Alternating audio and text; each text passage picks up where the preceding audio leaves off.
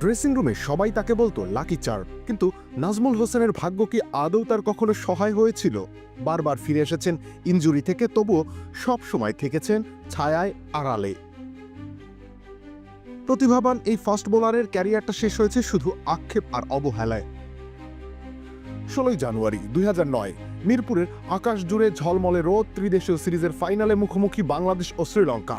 শক্তিশালী লঙ্কানদের জন্য 153 রান, এ যেন শিশুর খেলনা ছিনিয়ে নেয়ার মতো সহজ টার্গেট। কিন্তু সেদিন কিছু একটা বদলে গিয়েছিল।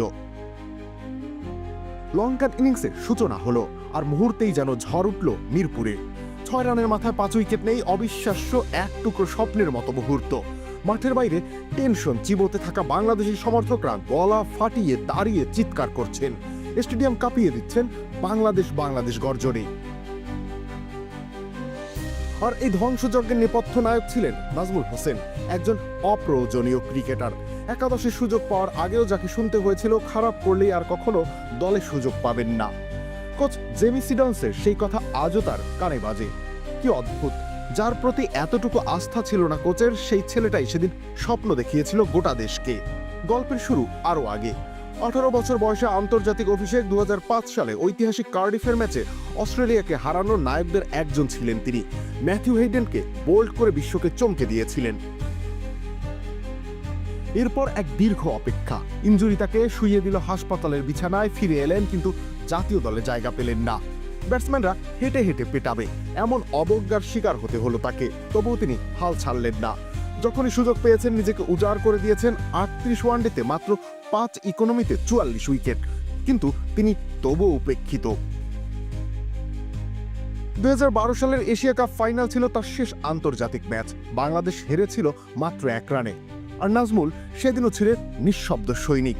8 ওভারে 36 রান দিয়ে 1 উইকেট নিয়েছিলেন। এরপর আর ডাক আসেনি জাতীয় দল থেকে।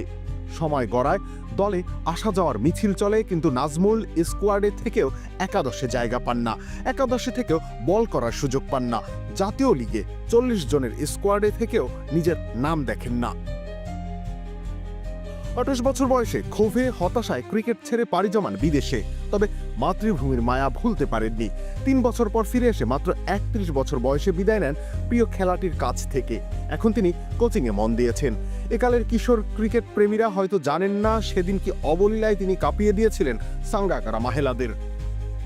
তবে আজও যখন বাংলাদেশ ক্রিকেটের হারিয়ে যাওয়া নায়কদের নাম উঠে আসে, তখন কেউ না কেউ ফিসফিসিয়ে বলেন নাজমুল হোসেন, যে গল্পটি লেখা হয়নি, যে নায়কের জন্য কোনো সংবর্ধনা ছিল না, যিনি নিজে কিছু পাওয়ার প্রত্যাশা না রেখেই দলকে দিয়ে গিয়েছিলেন নিজের সর্বস্ব।